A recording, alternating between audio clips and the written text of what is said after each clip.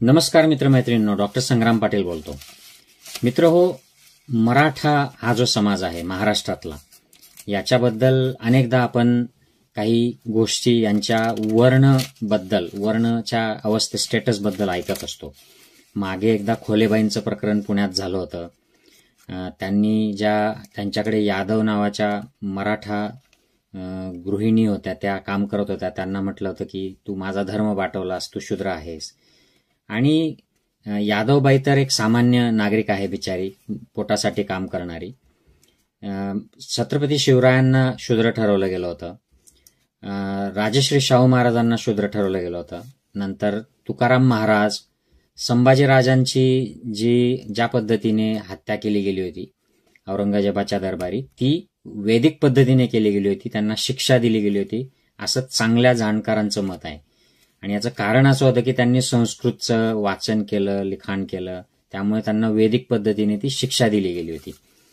तर मराठे हे शूद्र आहेत असं त्यातून आपल्याला म्हणता येतं. आणि त्याच्याबद्दल प्रवीण गायकवाड जे आहेत सामाजिक कार्यकर्ते, त्यांनी मराठे शूद्रच, ब्राह्मणी धर्माप्रमाणे मराठे शूद्रच नावाचं एक पुस्तक लिहिलं आहे. आणि ते बरंच जुनं पुस्तक झालं आहे आता, पण ते खूप सुंदर त्यांनी हार्डवर्क केलेलं आहे. त्याच्यामध्ये सगळं कलेक्शन त्यांनी केलेलं आहे की कुठल्या कुठल्या पुराणांमध्ये, स्मृतींमध्ये, महाभारत वगैरे असे सगळे संदर्भ त्यांनी, बाबासाहेबांचं काय मत आहे त्याप्रमाणे मराठे कसे या यंत्रणेमध्ये, ब्राह्मणी यंत्रणेमध्ये सगळे शूद्र आहेत हे स्पष्ट केलं. आणि त्यांनी त्यात हे देखील म्हटलं आहे की मराठे म्हणजे कुणबी, जे राज्यकर्ते मराठे, स्वतःला 96 कोळी वगैरे जे म्हणतात ते, आणि बहुजन ब्राह्मणेतर ज्या मराठा जाती आहेत महाराष्ट्रामध्ये, हे सगळे मराठा आहेत. आणि हे ऐतिहासिक आहे. हे काय फक्त एक सामाजिक किंवा राजकीय दृष्ट्या त्यांना एकत्र करून काहीतरी करायचं अशा दृष्टीने नाही आहे. ऐतिहासिक दृष्ट्या देखील ते सगळे एकच आहेत. दुसरं जे पुस्तक आहे शूद्रपूर्वी कोण, आता मराठे जर शूद्र ठरलेत तर मग शूद्रपूर्वी कोण होते, हे असेच शूद्रच होते का पूर्वी देखील, आणि कसे निर्माण झाले, हे बाबासाहेबांचं पुस्तक आहे. आणि याच्यामध्ये शूद्रांच्या उत्पत्तीची प्रक्रिया त्यांनी वर्णिलेली आहे. तर मी सुरुवातीला हे 2 पुस्तकं एकत्र करून हा विषय मांडावा असा माझा विचार होता. माझ्या लक्षात आलं की एक लिंक जुळत नव्हती की मराठे शूद्र आहेत, शूद्र पूर्वी कोण आहेत हे आपण बाबासाहेबांच्या पुस्तकातला थोडक्यात मी सांगणार आहे, समरीत त्यात बघू. पण मराठ्यांचा नेमका जो उगम आहे, उत्पत्ती जी आहे ती कुणापासून झाली, यातली जी लिंक आहे ती मला सापडत नव्हती. मला माहित होतं ते, पण ते एक्झॅक्टली रेफरन्सेस सकट, संदर्भासह ही कुठून मिळवावी. तर मी योगायोगाने माझ्याकडे, जेव्हा मी आता भारतात गेलो होतो त्यावेळेला प्राध्यापक डॉक्टर विलास खराजींचं हे पुस्तक वर्तमान क्षत्रिय पूर्व में कोण, याचे खंड 1, 2, 3 असे आहेत. मला काही मित्रांनी, कार्यकर्त्यांनी तिथे गिफ्ट दिलं होतं हे पुस्तक. त्यातला खंड 2 मध्ये मला सविस्तर याची माहिती मिळाली. तर मराठे शूद्रच या पुस्तकात प्रवीणदादा वर्णाच्या निर्मितीची प्रक्रिया ब्राह्मणी ग्रंथांमधली त्याच्याबद्दल म्हणतात की त्यांच्यात एकवाक्यता नाही. कोणी एका पुरुषापासून वर्णनिर्मिती झाली म्हणतं, कोणी ब्रह्मापासून म्हणतं. तर असे वेगवेगळ्या ठिकाणी वेगवेगळ्या गोष्टी दिल्या आहेत. एक जी साम्य असलेली बाजू आहे ती ही की सगळ्या वर्णव्यवस्थांमध्ये ब्राह्मणांना सर्वोच्च स्थान दिलेलं आहे आणि शूद्रांना सेवक मानले गेलेलं आहे. शूद्रांच्या प्रती प्रचंड द्वेष भावना या ग्रंथांमध्ये दिसून येते आणि ती पुढे आपण बघूयात ती कशी. तर या व्यवस्थेला चॅलेंज करू नये कोणी म्हणून हे ब्रह्माने केलं, देवाने केलं, म्हणजे परमेश्वराने केलं असं सांगितलं गेलेलं आहे. त्यामुळे मग हिला चॅलेंज करायला शूद्र सुद्धा धजत नाहीत. म्हणजे मराठ्यांना जर सांगितलं की तुम्ही शूद्र आहात बाबांनो, तुम्ही सेवक आहात उरलेल्या 3 वर्णांचे, तुम्हाला देवाधर्माचा देखील अधिकार नाही, तुम्ही नीच आहात, असं जरी सांगितलं तरी ते त्याला चॅलेंज करायला धजत नाहीत. कारण हे देवाब्रह्माने निर्माण केलं असं एक मनावर ठासवलेलं आहे, तो पिढ्यानपिढ्या पगडा झालेला आहे. त्यामुळे हे एक षड्यंत्र यातलं प्रवीणदादा सांगतात. आता क्षत्रिय निक्षत्रिय झालेला आहे ब्राह्मण धर्म सगळा, म्हणजे पृथ्वीवरचे सगळे क्षत्रिय 21 वेळा संपवले याने, परशुरामाने. त्यामुळे क्षत्रिय कोणीच नाही त्या धर्माप्रमाणे, ब्राह्मण धर्माप्रमाणे. याचं कारण जे आहे, याची कारणमीमांसा जी आहे ही काही ठिकाणी येते आणि यात देखील थोडक्यात आलेली आहे की तो जो काळ होता जेव्हा क्षत्रिय आणि ब्राह्मण यांच्यामध्ये चढाओढ असायची, एक संघर्ष असायचा, कोण श्रेष्ठ. तर त्याच्यामध्ये क्षत्रिय जे होते हे मूळ जे क्षत्रिय होते ते श्रमण संस्कृतीतले लोक होते आणि ते शील सदाचार याला महत्व देत, ते काही नीतिमत्ता पाळत. आणि ब्राह्मण धर्मात जे लोक होते ते या गोष्टींना महत्व देत नसत. ते त्यांच्या बळी देणे, कर्मकांड करणे, त्यात बराचसा ऱ्हास झालेला होता. मूळ ब्राह्मण धर्म हा देखील श्रमण संस्कृतीतूनच निर्माण झाला होता आणि तो देखील चांगल्या तत्वांवर आधारित होता, पण त्याचा ऱ्हास जो झाला त्यामुळे क्षत्रियांना असं वाटतं की ते चांगले आहेत आणि ब्राह्मणांना असं वाटायचं की ते ब्रह्माच्या मुखातनं झालेत म्हणजे ते सर्वश्रेष्ठ आहेत. या वादातून जो ब्राह्मण ग्रंथकारांच्या मनामध्ये त्यावेळेला क्षत्रियांच्या मनात राग निर्माण झाला, त्यातून क्षत्रिय पूर्ण संपलेत, आता कोणी क्षत्रिय नाही, ही संकल्पना महाभारतातून वगैरे ती राबवली गेलेली आहे आणि वेगवेगळ्या ग्रंथांमधून. तर असं असल्यामुळे दोनच वर्ण उरतात, ब्राह्मण आणि शूद्र. आणि आत्ताच्या ब्राह्मण ग्रंथांच्या मान्यतेनुसार तिथे फक्त दोनच वर्ण उरलेले आहेत. ब्राह्मण, एक तर तुम्ही ब्राह्मण आहात किंवा शूद्र आहात, क्षत्रिय अस्तित्वात नाहीत. तर या संदर्भात महात्मा फुलेंच्या साहित्याची चर्चा केलेली आहे प्रवीणदादांनी. ते त्यात म्हणतात की महात्मा फुलेंची पक्की मान्यता अशी होती की आर्य जे आहेत, जे हे ग्रंथ लिहिणारे जे लोक आहेत, यांचा धर्म वेगळा आहे, हे वेगळे लोक आहेत, हे बाहेरून आलेले आहेत. आणि मूल निवासी जे लोक आहेत त्यांना महात्मा फुले हिंदू म्हणत. सामान्य हिंदूजन हे इथले लोक आहेत आणि ते बाहेरचे लोक आहेत. हे बाहेरचे लोक येऊन यांनी इथल्या मूलनिवासींची फसवणूक केलेली आहे, त्यांना गुलाम बनवलेला आहे, त्यांना शूद्र बनवलेलं आहे. तर पंडित नेहरूंच्या साहित्याचं, पंडित नेहरू खूप मोठे अभ्यासक होते, प्रचंड मोठा विद्वान माणूस होता. त्यांच्या इतिहासामध्ये पंडित नेहरूंनी जेव्हा ते वेद कसे उत्पन्न झाले असतील, वेदातली वर्णव्यवस्था याची जेव्हा ते चर्चा करतात तेव्हा ते पर्शियन जे इराणियन त्याचा जो काउंटर पार्ट आहे, अवेस्ता नावाचा जो ग्रंथ आहे, त्याची देखील चर्चा करतात. कारण अवेस्तामध्ये 3 त्यांनी वर्ण तयार केलेले आहेत तिकडे. आणि तसेच इकडे आर्य जेव्हा इकडे आले, त्यांनी सुरुवातीची जी वर्णव्यवस्था केली त्यात 3च वर्ण होतात. त्याच्यामध्ये 3 वर्णांमध्ये शूद्र हा नंतर ऍड झाला, हा नंतर ऍड केला गेला. तर हा कन्सेप्ट तिकडून इकडे आलेला आहे आणि इकडे मात्र जे इथले जे लोक आहेत यांना शूद्र बनवलं गेलंय, असं थोडक्यात एक या वर्णनावरून दिसतं. 4था जो वर्ण ऍड झालेला आहे. एक थोडक्यात जेव्हा आर्य बाहेरून आले, भारतात आले, त्यांना तुम्ही आर्य नाव द्या किंवा अजून कुठलं नाव द्या, त्याच्याबद्दल अनेक वादविवाद आहेत की आर्य असा शब्द, मी आर्य विषयावर एक व्हिडिओ केलेला आहे की आर्य हा आध्यात्मिक शब्द आहे आणि हा मूळ भारतात देखील वापरलेला आहे, बुद्ध साहित्यात भरपूर आहे. परंतु भारतातल्या भाषा या युरोपियन, इराणियन या पर्शियन भाषांशी देखील जुळतात. संस्कृत ही अवेस्तामधल्या भाषांशी जुळते. तर या बऱ्याचशा मिक्सिंग का आहे, कारण तिकडून लोक आपल्याकडे मायग्रेट झालेले आहेत, त्यामुळे भाषेचं मिक्सिंग आहे. त्यामुळे आर्य शब्द त्यांनी देखील वापरला आहे, आपल्याकडे वापरलेला आहे. तर एकंदरीत असं दिसून येतं की जेव्हा ही बाहेरची मंडळी इकडे आलेली आहे तेव्हा इथले जे लोक आहेत मूल निवासी, तर यांना सुरुवातीला जे शब्द वापरले गेले दास, दस्यू, हे सुरुवातीच्या ब्राह्मणी ग्रंथांच्या वर्णनांमध्ये दिसून येतात. आणि मग बाबासाहेब शूद्रपूर्वी कोण मध्ये म्हणतात की जसं रोमन एम्पायरमध्ये तिथल्या काळामध्ये 2 वर्ण होते, इजिप्तमध्ये 3 वर्ण दिसून येतात, तसं हिंदी आर्य, ते हिंदी आर्य म्हणतात, हिंदी आर्य आणि इराणियन लोकांमध्ये 3 वर्ण होते अवेस्ता आणि वेदांमध्ये. आणि मग 4था जो वर्ण ऍड झाला तो इथल्या लोकांसाठी तो वापरला गेला, असं एकंदरीत यातून आपल्याला दिसून येतं. आणि मग ब्राह्मणी साहित्यामध्ये या शूद्रांच्या प्रती एवढी घृणा का आहे, इतका तिरस्कार का आहे? त्यांना धर्माचा अधिकार नाही, त्यांना शिकण्याचा अधिकार नाही, त्यांना लढता येत नाही, त्यांना संपत्ती बाळगता येत नाही, असं का झालं? पूर्वी असं होतं का? तर बाबासाहेब म्हणतात की नाही, पूर्वी असं नव्हतं, की हे सगळे अधिकार शूद्रांना पूर्वी होते. म्हणजे अगदी ते राज्यकारभार करत होते, शूद्र राजवटी होत्या, ते राजे होते, ते मंत्री होत, त्यांना यज्ञ करता येत असे, त्यांना धर्मकार्य करता येत असे, शिकता येत असे, शिकवता येत असे, संपत्ती बाळगता येत असे. एवढंच नाही तर ब्राह्मणी व्यवस्थेमध्ये त्यांना यज्ञ, उपनयन हे देखील अधिकार होते आधी, पण नंतर हे काढून घेण्यात आले हे अधिकार. तर ह्या शूद्रांचं नेमकं उत्पत्ती कशी झाली?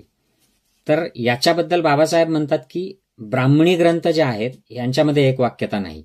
हे वेगवेगळ्या प्रकारच्या भाकड कथा आपल्याला सांगतात, ब्राह्मण श्रेष्ठत्वाच्या, दैवी कथा सांगतात. मग याच्यासाठी आपल्याला युरोपियन जे ग्रंथकार आहेत त्यांचा आधार घ्यावा लागतो.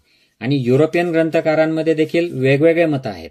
शूद्र कसे उत्पन्न झाले त्याच्याबद्दल बाबासाहेब म्हणतात की यांच्यात वेगवेगळे मतप्रवाह असले तरी काही बाबतीत यांच्यामध्ये मत सारखं आहे. आणि ते मुद्दे त्यांनी शूद्रपूर्वी कोणमध्ये दिलेले आहेत हे तुम्ही स्क्रीनवर बघा की त्यांचं मत कशावर एक होतंय युरोपियन अभ्यासकांचं की ज्यांनी वैदिक वाङ्मय तयार केलं ते आर्यवंशीय लोक होते. हे लोक मूळचे बाहेरचे, त्यांनी इन्व्हॅजन केलं, भारतात ते आले आणि इथले जे मूळ निवासी जे होते रहिवासी दास दस्यू त्यांना आणि त्यांचं आणि या आर्य जे लोक होते यात वेगवेगळे होते अर्थातच, कारण आर्य बाहेरून नॉर्थमधून आलेले होते, ते गोरे होते, स्थानिक लोक तेवढे गोरे नव्हते, काळे होते. आणि मग येणाऱ्या लोकांनी मूळ रहिवासी लोकांवर विजय मिळवला आणि ते जिंकल्यानंतर त्यांना गुलाम केलं गेलं. त्यांना शेतीचे कामं किंवा खालचे जे कामं आहेत ते तुम्ही करायचे, सेवा करायची आणि ते त्यांना शूद्र केलं गेलं. याच्याबद्दल युरोपियन जे लेखक आहेत यांच्यामध्ये साम्यता आढळून येते, एकमत आढळून येतं. तर मग आता पुढचा जो मुद्दा येतो की शूद्रांची उत्पत्तीची झाली. ब्राह्मणी ग्रंथ आपल्याला सांगतात की ती परमेश्वरी आज्ञेने झाली. युरोपियन जे ग्रंथकार आहेत ते ह्या असा सामाजिक आधार देतात त्याला, आपण जो आता बघितला. परंतु आपण जर बुद्ध साहित्य बघितलं तर बुद्ध साहित्यामध्ये अनेक ठिकाणी वर्णन केलेलं आहे की ब्राह्मण, वैश्य, क्षत्रिय, शूद्र हा प्रोपोगंडा आहे, हे प्रचार आहे. याला कुठलाही धार्मिक आधार नाही, याला कुठलाही आधार नाही, हा फक्त एक स्वार्थासाठी केला गेलेला प्रचार आहे, असं बुद्ध साहित्यामध्ये क्लिअरली सांगितलेलं आहे. आता वर्ण हा जो शब्द आहे याचा थोडक्यात बघूयात बाबासाहेब काय म्हणलेत की हा जो शब्द आहे हा रंग आणि काही ठिकाणी वर्ग, क्लास या अर्थाने देखील वापरला गेलेला आहे वेदांमध्ये. त्यामुळे हा कन्फ्युजिंग आहे, एक्झॅक्टली हा रंग आहे की क्लास आहे. आणि काही ठिकाणी वर्ण हे देवांना उद्देशून देखील म्हटलेलं आहे. तर याची तुलना बाबासाहेब अवेस्ता जे पर्शियन आहे, इराणियन, त्याच्यामध्ये जे काय डिस्क्रिप्शन आहे त्याशी करतात. ते म्हणतात की तिथे देखील वरण, वरेन असे शब्द आलेले आहेत आणि ते धर्मश्रद्धा किंवा धार्मिक तत्व या अर्थाने आलेले आहेत. आणि आपली श्रद्धा असलेले जे आहेत ते वरेण आणि परकी श्रद्धा बाळगणारे जे आहेत ते अन्य वरेण अशा अर्थाने हे अवेस्तामध्ये आलेलं आहे. तर इथे बाबासाहेब साम्य सांगतात की हे तिकडून इकडे उचलून आणलेलं कन्सेप्ट आहे, हा इथला भारतातला कन्सेप्ट नाही. वर्णव्यवस्था जो आहे हा बाहेरचा कन्सेप्ट आहे आणि इथे आल्यावर मात्र त्यात एक वर्ण ऍड केला गेला. इथले जे स्थानिक मूल निवासी होते त्यांना क्षुद्र केलं गेलं आणि हे ब्रह्माचं आहे, देवाचं आहे, ईश्वरी आज्ञा आहे, तुम्ही आमचे सेवक आहात असं त्यांच्यावर लादलं गेलं. बाबासाहेबांचं म्हणणं आहे की दास आणि दस्यू हे जे आहेत हे सुरुवातीच्या ग्रंथांमध्ये येतात, सुरुवातीच्या वर्णनांमध्ये. नंतरच्या अलीकडचे जे ग्रंथ आहेत ब्राह्मणी साहित्य याच्यामध्ये दास दस्यू येत नाही, तर यात शूद्र येतं. म्हणजे हे तीच मंडळी जेव्हा हरले, टप्प्याटप्प्याने त्यांना हरवलं गेलं, गुलाम बनवलं गेलं आणि मग शूद्र म्हणून त्यांना केलं गेलं, असं हे यातून आपल्याला दिसून येतं. आता पुढचा जो मुद्दा आहे की हे शूद्र जे आहेत हे भगवान बुद्धाच्या काळातही लोकांना शूद्र म्हटलं जायचं. हा चौथा वर्ण त्यावेळेला एस्टॅब्लिश झालेला होता ऑलरेडी. काही लोक जे शूद्र झाले, ज्यांना हरवलं गेलं, जे गुलाम बनवले गेले, ते त्यावेळी देखील होते बुद्धाच्या काळात. पण मेजॉरिटी जो क्लास होता हा क्षत्रिय होता. क्षत्रिय म्हणजे हा त्यावेळेला त्याला क्षत्रिय नसत म्हणत. क्ष हा संस्कृत भाषेतला शब्द आहे की जी नंतर विकसित झाली येशू ख्रिस्ताच्या आसपास. आधी त्याला खत्तीय किंवा खेत्तीय म्हटलं जायचं. बुद्ध साहित्यामध्ये याचं वर्णन खत्तीय, खेत्तीय अशा अर्थाने येतं. म्हणजे खेत राखणारे किंवा क्षेत्र राखणारे असे जे लोक होते यांच्या राजवटी होत्या. बुद्ध ज्या शाक्य गणातला शाक्य कुळातला होता तो देखील जुना सूर्यवंशीय, नागवंशीय क्षत्रिय गण होता, क्षत्रिय लोक होते. तर हे मूळ इथले लोक होते आणि हे वेगवेगळ्या क्षेत्रात राहणारे लोक क्षत्रिय लोक होते. यांच्यामध्ये वर्णव्यवस्था नव्हती. हे फक्त क्षेत्रिय, कोलीय क्षत्रिय किंवा शाक्य क्षत्रिय असे लोक होते. हे नागवंशीय लोक होते. म्हणजे याचा अर्थ आपल्याला असं दिसतो की बाबासाहेबांचं शूद्रपूर्वी कोण होते याचा सारांश बाबासाहेब म्हणतात की शूद्र हे क्षत्रिय होते यात तिळमात्र शंका नाही, ही बाबासाहेबांची समरी आहे. म्हणजे त्यांना हळूहळू हरवून जसे जसे ते हरतील त्यांना क्षुद्र केलं गेलं. पुढे आपल्याला असं दिसतंय की जे ब्राह्मणांच्या मार्गाला, ब्राह्मण धर्माला मानत नव्हते त्यांना 2 प्रकारचे शब्द वापरलेले आहेत, 3 प्रकारचे शब्द वापरलेले आहेत. ते आपल्याला पुढच्या वर्तमान क्षत्रिय पूर्व में कौन थे या पुस्तकात, विलास खरातजींच्या पुस्तकामध्ये दिसून येतं. तर त्या पुस्तकामध्ये हा आता 3रा आणि शेवटचा भाग आहे. याच्यात ते मराठ्यांविषयी काय माहिती देतात. तर सर्वप्रथम महाराष्ट्राविषयी ते डिटेल देतात की महाराष्ट्र हा कन्सेप्ट कुठे होता, सर्वप्रथम याचा इतिहास कुठे आहे. तर इतिहास कुठे शोधायचा असेल आपल्याला तर आपण पुस्तकं, ग्रंथ किंवा शिलालेख किंवा उत्खननामध्ये बघतो. तर सगळ्यात आधी महाराष्ट्राचा उल्लेख हा अशोकाच्या शिलालेखांमध्ये येतो. हा उल्लेख रामायण, महाभारत, वेद किंवा ब्राह्मणी स्मृती, ग्रंथ, पुराण याच्यात कुठेच येत नाही. म्हणजे मराठा, महाराष्ट्र हा कन्सेप्ट त्यांच्या दृष्टीने हा फॉरेन होता, त्यांनी त्यात इन्क्लूड केलेला नाही. मात्र अशोकाच्या शिलालेखामध्ये हा कन्सेप्ट येतो आणि तो महारत्त नावाने येतो. म्हणजे पुढे याचं महारठ्ठ असं झालेलं आहे. युवान सांग जो 7व्या शतकात चीनी प्रवासी आला होता त्याच्या पुस्तकांमध्ये याला महालोतो असा शब्द आलेला आहे आणि लोकांविषयी वर्णन करताना महारत्ती. तर रत्त किंवा रठ्ठ म्हणजे प्रदेश आणि महा म्हणजे मोठा. तो मोठा या अर्थाने की तो 5 प्रदेशांचा बनलेला होता. 5 कोणते प्रदेश होते तर अपरांत म्हणजे कोकण, विदर्भ, अस्मक, मुलक म्हणजे मराठवाडा आणि कुंतल म्हणजे पश्चिम महाराष्ट्र. तर या सगळ्याचा मोठा प्रदेश म्हणून महारत्त आणि पुढे त्याला महारठ्ठ असं नाव पडलं. तर हा प्रदेशावरून आलेला शब्द आहे. मराठ्यांमुळे किंवा महारांमुळे महाराष्ट्र असं काही लोकांनी जातीवाचक ते कनेक्ट केलेलं आहे, ते चुकीचं आहे, हे यातून सिद्ध होतं. तर दुसरा जो मुद्दा विलास खरातजींनी घेतलाय तो म्हणजे मराठा कुठून आले. कारण मराठा हा शब्द धर्मग्रंथांमध्ये नाही, हा पाली जे साहित्य आहे त्याच्यामध्ये देखील नाही. महारत्त आहे, महारठ्ठ आहे, पण मराठा लोक या अर्थाने तो शब्द नाही. मग हा शब्द काय तर हा खूप अलीकडचा शब्द आहे मित्रांनो. आणि जुना जो शब्द आहे हा कुणबी आहे. तर मराठा शब्द कुणबी जो प्राचीन शब्द आहे हा कुडिमी, कुर्मी असा शिलालेखांवर आढळून येतो, जे सम्राट अशोकाचे जे आहेत. सम्राट हर्षवर्धनच्या काळामध्ये कुटुंबीन म्हणजे शेती करणारे या अर्थाने हा शिलालेखांवर मेन्शन केलेला शब्द आहे. आणि मराठा शब्द केव्हा प्रचलित झाला याच्याबद्दल the new Cambridge history of India 1400 ते 1600च्या काळामध्ये महाराष्ट्राचा जो प्रदेश आहे याच्यामध्ये जे बहामनी राजे होते म्हणजे मुस्लिम राजे, यांनी जेव्हा सैन्य भरती सुरू केली तेव्हा ह्या कुणबींना मोठ्या संख्येने घेतलं आणि दक्षिणेतल्या तमिळ स्पीकिंग जे सैनिक होते यांच्यापासून त्यांना वेगळं संबोधण्यासाठी हे यांना मराठा म्हणू लागले.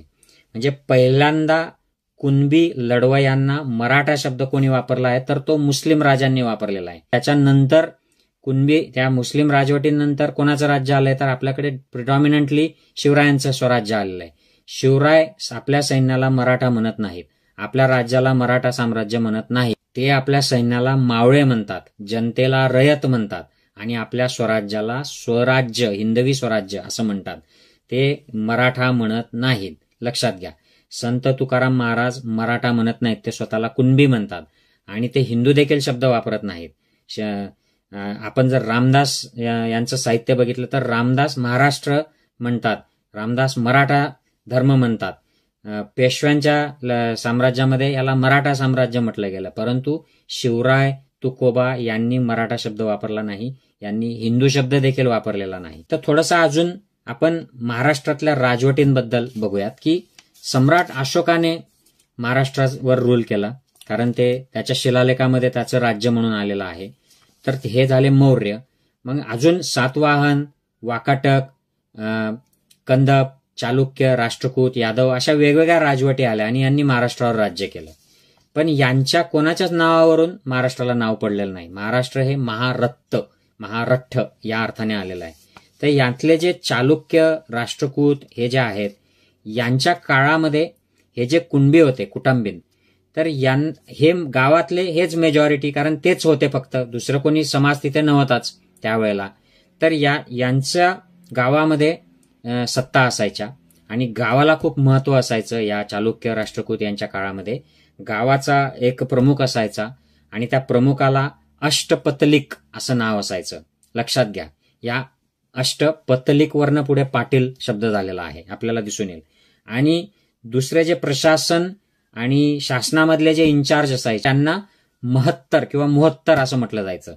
आता पतलिक कसं झालं ते कळलं. या महत्तरचं महार झालं पुढे.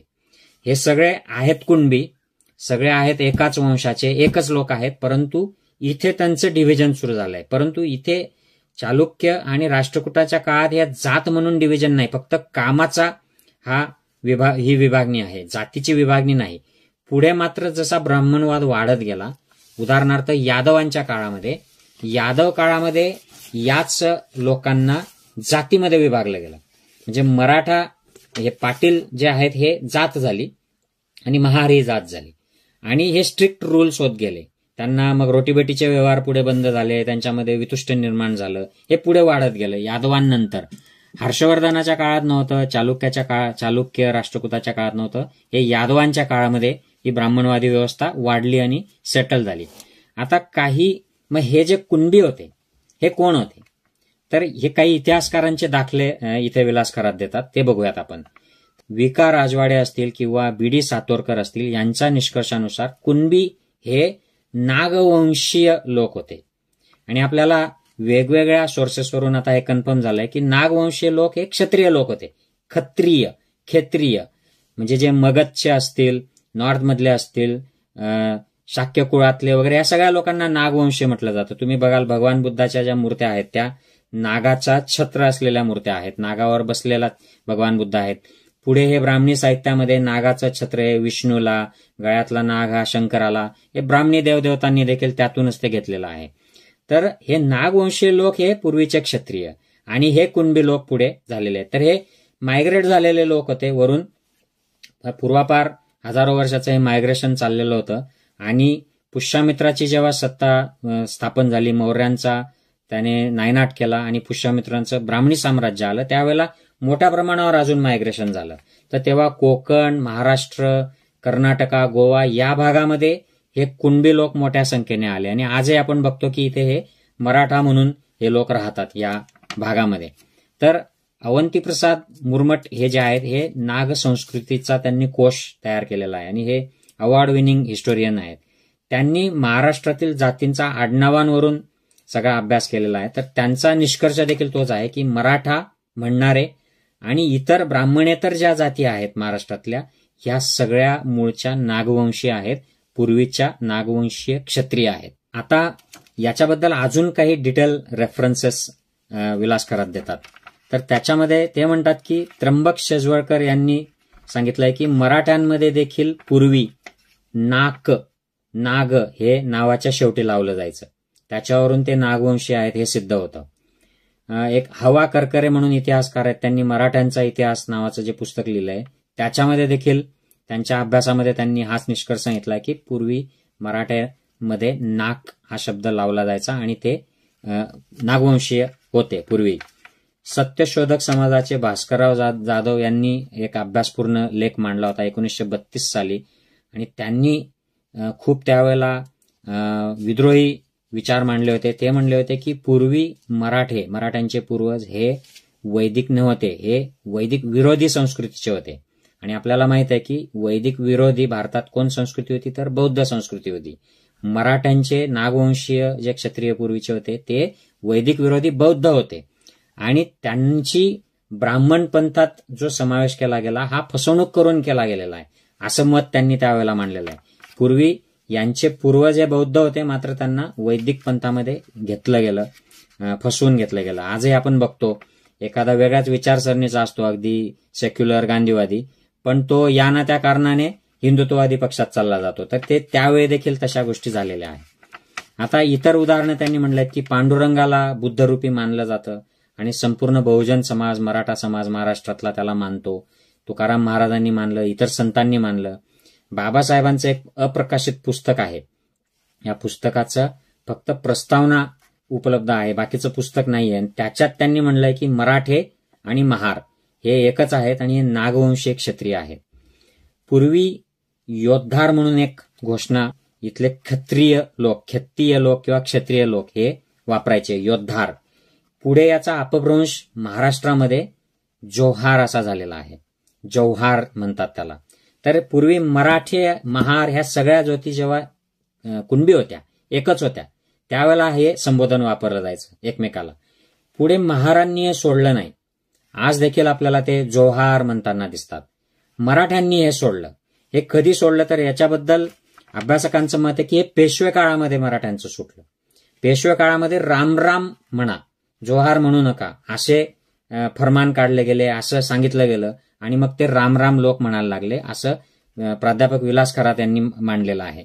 आता हे जर आपण बघितलं तर आज देखील लोक तुम्ही कोणाला काय म्हणायचं, जय हिंद म्हणायचं की राम म्हणायचं, जय श्रीराम म्हणायचं, वंदे मातरम म्हणायचं, असे फतवे काढले जातात. या अल्लाहू अकबर म्हणायचं, सलाम अलेकुम म्हणायचं. तर हे त्यावेळी देखील झालेलं दिसतं. आणि नागपंचमी हा महाराष्ट्रातील मराठ्यांचा एक खूप महत्वाचा सण आहे. त्याच्यावरूनही आपल्याला हे दिसतं की मराठ्यांचा नागांशी संबंध आहे. आणि अजून एक शेवटचा मुद्दा, आपल्याकडे ज्या बौद्ध गुंफा आहेत, जुन्नरला शिवनेरी जिथे शिवरायांचा जन्म झाला, शिवरायांचं वास्तव्य लहानपणी तिथे होतं आणि तिथे जिजामातांच्या पोटी शिवाजी जन्माला आले. किंवा इतर ज्या गुंफा आहेत महाराष्ट्रातल्या, नाशिकच्या गुंफा ज्याला आज पांडवलेणे म्हणतात, त्या बौद्ध गुंफा आहेत. पांडवलेणे हा ब्राह्मणी शब्द त्याला दिला गेलेला आहे. किंवा कारल्याच्या भाज्याच्या लेण्या आहेत. इथले जे शिलालेख आहेत याच्यावर जे दानकर्त्यांचे नावं आहेत त्यांच्या नावामध्ये देखील नाग शब्द आहे. म्हणजे या भूभागामध्ये जे नागवंशीय लोक होते त्यांनी या सगळ्या कार्याला हातभार लावला होता. ते सत्तेत होते, ते मेन लोक होते या आपल्या महाराष्ट्रामध्ये, नागवंशीय लोक. आणि हे नागवंशीय बौद्ध मान्यतेचे लोक होते. पुढे मग जसा बौद्ध धर्माचा ऱ्हास झाला तसे हे वेगवेगळे मग मुस्लिम राजवटी आल्या, ब्राह्मणवादी राजवटी आल्या, त्यामध्ये मग यांचे वेगवेगळे विभागीकरण झालं, जातीपातींमध्ये हे विभागले गेले आणि आपला जुना जो पंथ होता तो ते विसरलेले दिसतात. आता प्रश्न असा पडतो की काही मराठा लोक स्वतःला क्षत्रिय मानतात, 96 कुळे वगैरे हे जे म्हटलं जातं. तर याचं स्पष्टीकरण असं आहे मित्रांनो की जे डॉक्टर विलास खरातांनी दिलंय आणि हे इतर इतिहासकारांचंही मत आहे की जेव्हा ब्राह्मणी वर्चस्व वाढलं तेव्हा त्यांना काही लोक लढायसाठी हवे होते. म्हणून त्यांनी काही इन्फ्लुएन्शियल लोकांना, ज्यांच्याकडे संपत्ती होती, ज्यांच्याकडे ताकद होती, अशा लोकांना एक विधी केला, शुद्धीकरण विधी, हे विधी ते विधी, आणि त्यांना क्षत्रिय म्हणजे पृथ्वी निक्षत्रिय झालेली असताना या काही लोकांना त्यांच्या पक्षामध्ये सहभागी करून घेतलं आणि तुम्ही क्षत्रिय आहात असं त्यांना दर्जा दिला. आणि त्यांचा उपयोग करून म्हणजे उरलेले लोक, ते त्यांचेच बांधव, त्यांना शूद्र म्हणून त्यांनी कंट्रोलमध्ये ठेवलं. असा यांचा उपयोग जो झालेला आहे मराठ्यांचा, तसाच उपयोग उत्तर भारतामध्ये ज्या लोकांना एंट्री देऊन क्षत्रिय केलं गेलं त्यांना राजपूत क्षत्रिय असं म्हटलं गेलं. आणि त्यांचा उपयोग करून म्हणजे उरलेले जे आपले त्यांचेच भावंड आहेत, जे पूर्वीचे बुद्धिस्ट मान्यतेचे आहेत, ज्यांना क्षुद्र ठरवलं गेलेलं आहे, त्यांच्यावर कब्जा करवण्यासाठी त्यांचे विहार नष्ट करणे, त्यांचे भिकूंना खून करणे, त्यांना नष्ट करणे, या सगळ्या गोष्टीसाठी त्यांचा उपयोग करून घेतला गेला. तर प्रत्यक्षात हे नवक्षत्रिय जे आहेत ते जुन्या क्षत्रियांचेच भावंड आहेत, परंतु नव्या आणि जुन्यांना वेगळं करून त्यांच्यामध्ये हा असा वाद लावून क्षत्रिय लोकांची नासधूस झालेली आहे. आणि महाभारतामध्ये हे जे क्षत्रियांमध्ये जे युद्ध केलं गेलेलं आहे आणि त्यातून क्षत्रियांचा निपात होतो, हे प्रत्यक्षात त्याचं प्रतीक आहे असं हे जाणकारांचं मत आहे. आणि विलास खरात देखील याच्यावर बरीचशी माहिती आणि उदाहरण देतात आणि हे स्पष्ट करतात. तर थोडक्यात आता समरी अशी की मराठा शूद्रच आहेत.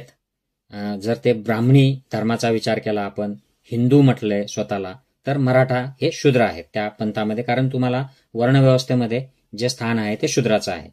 परंतु शूद्र पूर्वी कोण होते? बाबासाहेब आंबेडकर म्हणतात की मला यात तिळमात्रही शंका नाही की शूद्र हे पूर्वीचे क्षत्रिय आहेत, की ज्यांना त्यावेळेच्या ब्राह्मण राजवटींनी, ब्राह्मण लोकांनी द्वेषापोटी, तिरस्कारापोटी शूद्र बनवलं, त्यांचे अधिकार काढून घेतले. असं असलं तरी शूद्र राजवटी राहिल्या. आणि पुढे जाऊन जसं प्राध्यापक डॉक्टर विलास खरात म्हणतात की हे जे मराठे आहेत, हे शूद्र आहेत, यांचे पूर्वज क्षत्रिय होते. यांचे पूर्वज कोण होते तर नागवंशीय क्षत्रिय होते की जे बुद्धाचा मार्ग अनुसरणारे होते. खरं तर या क्षत्रियांचा ब्राह्मण धर्माशी काही संबंध नव्हता. हा वेगळा, हे श्रमण मार्गीय होते. आणि ब्राह्मण धर्म हा वेगळा होता. ब्राह्मणांनी हे वर्णव्यवस्था वगैरे ह्या कृत्रिमरित्या त्यावेळेला तयार केला. त्यामध्ये देखील बरेचशा ज्या शूद्र राजवटी होत्या त्या सहभागी होत नसत, त्या ब्राह्मण धर्माला मानत नसत. आणि त्या वादातून, त्या द्वेषातून जेव्हा मग ब्राह्मणांचं वर्चस्व पुढे निर्माण झालं, तेव्हा त्यांनी या मूळ निवासी क्षत्रियांना शूद्र संबोधलं, त्यांचे अधिकार काढून घेतले आणि मग त्यातून या जातीपाती पुढे डेव्हलप झाल्या. तर आय होप की मराठा आज शूद्र असले ब्राह्मणी व्यवस्थेत तरी त्यांचे पूर्वज हे बौद्ध नागवंशीय क्षत्रिय होते, मूळ निवासी होते. हे या तिन्ही पुस्तकांचा सारांश मला तुमच्या पुढे मांडता आलेला आहे. अशी मी अपेक्षा करतो. जास्तीत जास्त लोकांना शेअर करा, म्हणजे लोकांना आपला इतिहास कळू द्या, आपल्या पूर्वजांचा इतिहास कळू द्या. आणि त्यातून आज जे कन्फ्युजन्स आहेत लोकांमध्ये, आज ज्या लढाया होतात, वादविवाद होतात, या अंधश्रद्धेतून होतात, अज्ञानातून होतात, माहिती नसते, माहिती लपवली गेलेली असते, त्यातून होतात. यावर आपल्याला प्रकाश टाकता येईल आणि पुढे मूव्ह होता येईल. एकदा आपल्याला इतिहास कळला की मग पुढे मूव्ह व्हायला मदत होते. जय हिंद, जय महाराष्ट्र मित्रांनो.